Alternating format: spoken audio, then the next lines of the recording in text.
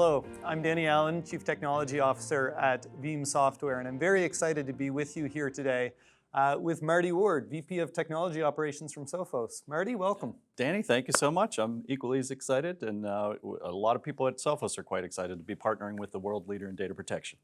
It is a very exciting day. So maybe actually you can start by introducing yourself to the audience and just sharing with them what Sophos does and what your role is within the organization. Sure, yeah, as you mentioned, I'm VP of Technology Operations, and what that role is really working with our engineers and our engineering organization and our product management organization to become more effective and efficient.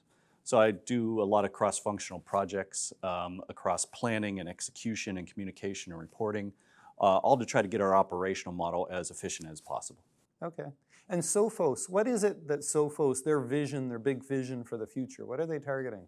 Yeah, it's evolved quite a bit over the years, and where we see it going is because IT is so stretched right now, and they're never going to be able to follow the old pattern of like hire and train and retain. They just can't keep up anymore with the fact that adversaries are automating and using AI and ransomware as a service. And so our vision is that you're going to need services one way or another. And so our vision is cybersecurity as a service. And we've started down that path with managed detection and response, which is what we're partnering with you on. And we see a lot of new services in that realm as we look out to the future. Well, when I think of Sophos, I think of that tier one security company with a big focus on improving everyone's lives in the cyberspace. And it has gotten worse. Everyone talks about artificial intelligence these days and how exciting it is on the generative side. But what do you think of this on the malicious side? Are you seeing sophistication in artificial intelligence being applied on the challenge side of the equation? Absolutely, yeah. We're seeing it already on the challenge and the malicious side. And so we have to defend against that, both with existing tools and existing services, as well as what we're doing with generative AI in the industry to be able to combat that, because it's going to get to a point where humans combating generative AI isn't going to be able to keep up as much as generative AI applied to that situation. So yeah, we are definitely working on that already. Well, I remember back, I'm going to say it was 2007, so 15 years ago, we were managing 1 billion security incidents every single day. And I have to believe that that has gone up since then, that the threat landscape has evolved since then. Is that true? It definitely has, yeah. We handle billions of events every day and try to figure out the detections that are in there and open up cases and investigations and respond to them. But it has gone up quite a bit. And what we're seeing really is, although a lot of attacks start from an automation point of view, when they get a stranglehold or a foothold within an organization, then the adversaries start to go hands-on keyboard from that point on and start to work their way around the organization to find some high-value targets. And that's really what's happening. And unfortunately, just like you have a ransomware trend report, we have a state of ransomware report. And what we're seeing is that the dwell time of adversaries in an environment, last year it was 9 hours, this year it's 5. Mm-hmm. So there's a lot less time to react, and hence the need for automation and services to complement what IT and security teams are doing. Yeah, to your point of the human targeted or the human operated attacks, I just read a report last week from the Microsoft Security Intelligence Report saying that that had increased 200% in the last year. So there's a lot more sophistication, and having expertise from an organization like Sophos no doubt helps the organizations with that. Absolutely, yeah. We like to say we build tools for practitioners because we have practitioners. We have a lot of security analysts and operators that are looking at over 18,000 MDR customers, active environments all the time. Mm-hmm. And trying to figure out, okay, how are the adversaries moving? What's the behavior? And where can we intercept that and clean the attacker out of the environment? So yeah, you're absolutely right. And everyone is being attacked, of course. We did a study of 4,200 organizations, and of them, last year actually, 76% of them had at least one ransomware attack. But this year, it's up to 85% of organizations, at least one attack. So I always tell the customers, it's not a question of if or even when, it's really a question of how many times you're going to be attacked. Absolutely, yeah, and some of our surveys would back that up. People don't get attacked, occasionally; they get attacked all the time, right? In fact, if you roll out a new system right now and decide to put it, with internet access, it will be discovered and attacked within less than a minute, unless you have security on there to prevent it. We see a lot of breaches happening that way. But the good news is, when people get attacked, whether it's ransomware or anything else, what we're seeing in some of our environments, it's 70% of the time they're recovering thanks to backups, right? Thanks to data protection, they're recovering much faster. They also, this is interesting data we found this year. If you recover from a ransomware attack using backups, it's twice as fast as if you would have paid the ransom. And it's also half the cost of if you would have paid the ransom. Half the cost. So what would the cost be if you didn't have the backup? What would the cost of that incident be? So the median cost that we got on our survey was $750,000 was the cost of paying the ransom and all the recovery costs. And it was $375K if you used backups instead. Wow, I love the actual financial numbers that you can tie to this. So obviously the threat landscape is bad. Yeah. Maybe you can just share with the audience what we're doing together between Sophos and Veeam. What is it that we're bringing to market? Yeah, absolutely. Very excited about it. And so Veeam data protection has advanced dramatically since I was involved in it a long time ago. And Veeam is doing some very cutting edge things, including sending us detections on things like, ransomware attempts into backup repositories or attempted deletions. And so those detections are going to come into the Sophos Managed Detection Response Service. And we're going to be able to not only detect and respond to those, but we're going to be able to work with and send information back to Veeam so that you'll know exactly when the last known good backup is, right? Because that's often the most challenging thing is like, oh, were any backups or any repositories corrupted in a ransomware attack? So we'll be able to say, this is the one that's good. Well, I love the ability to partner with the experts in the area because I always believe that the value of technology organizations is on the relationships that they have. We're never going to be the EDR, the endpoint detection response company or the managed detection and response company, but we can partner with experts like yourself to deliver those services. So do you have partnerships with other security companies as well? Absolutely, yeah. We actually, the managed detection and response capability, we partner with about 30 different companies in networking and identity and cloud and email and productivity apps because we want to be able to pull detections and get better context.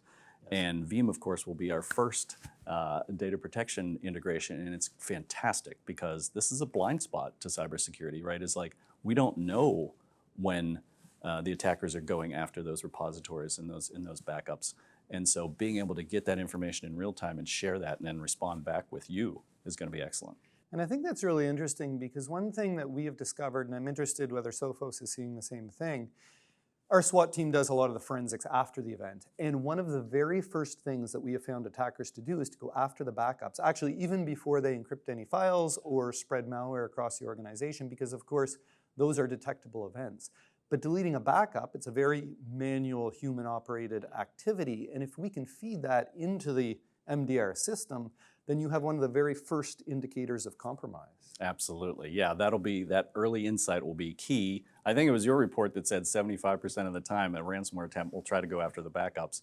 It's very similar to what we see. We have tamper protection in cybersecurity and endpoint security, and they try to turn off tamper protection and turn off any antivirus or endpoint security. Very similar to trying to go after the backups. And so what managed detection and response will be able to do, of course, is see that early and hopefully be able to prevent that from progressing any further. It's something we're very focused on. So what we have found, 93% of the time actually they go after the backups.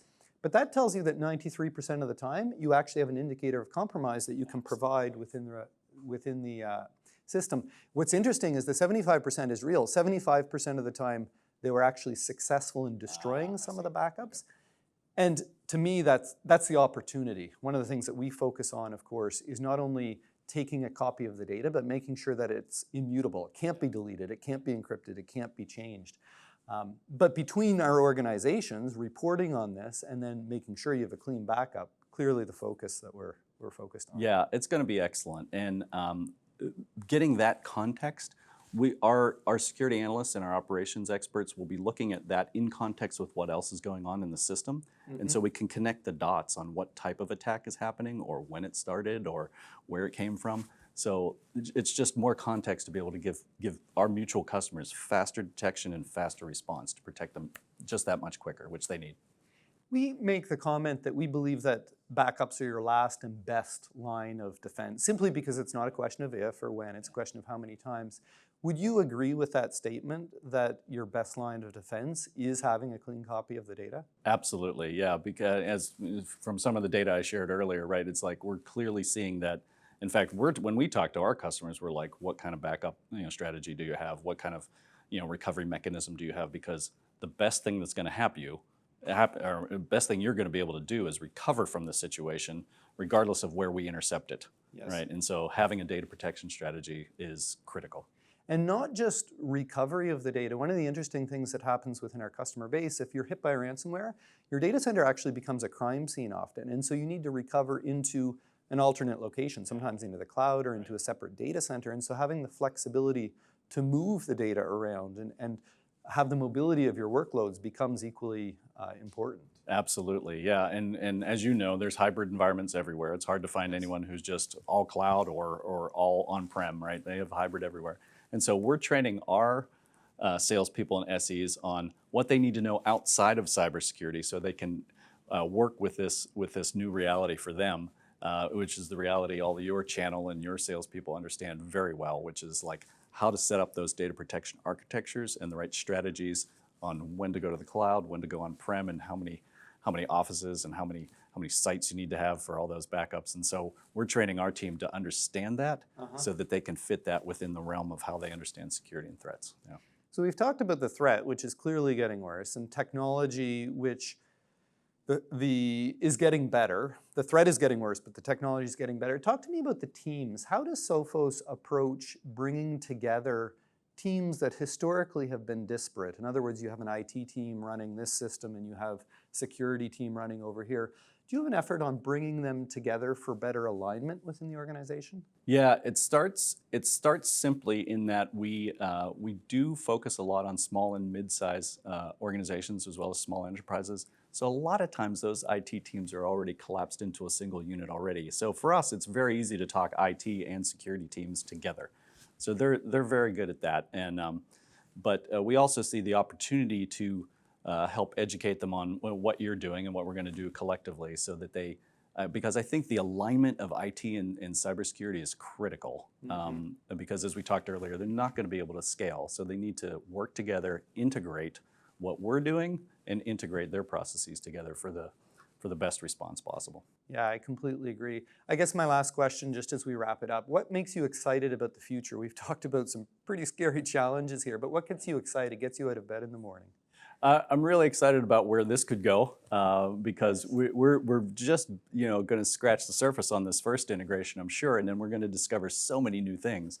But I think what excites me most getting out of it is the service opportunity moving forward. These IT teams and cybersecurity teams, they're stretched so thin, as we were talking earlier, that they're never going to be able to keep up with the adversaries already working on automation, AI, and as a service models. And so we're going to be having to integrate more and more technology moving forward to give them the best possible chance to respond and survive in today's threat environment. Well, I would echo that same sentiment. I'm so excited about the partnership between Sophos and Veeam. It truly is amazing. We're looking to change the market and deliver better, more secure outcomes for our customers, and most importantly, radical resilience.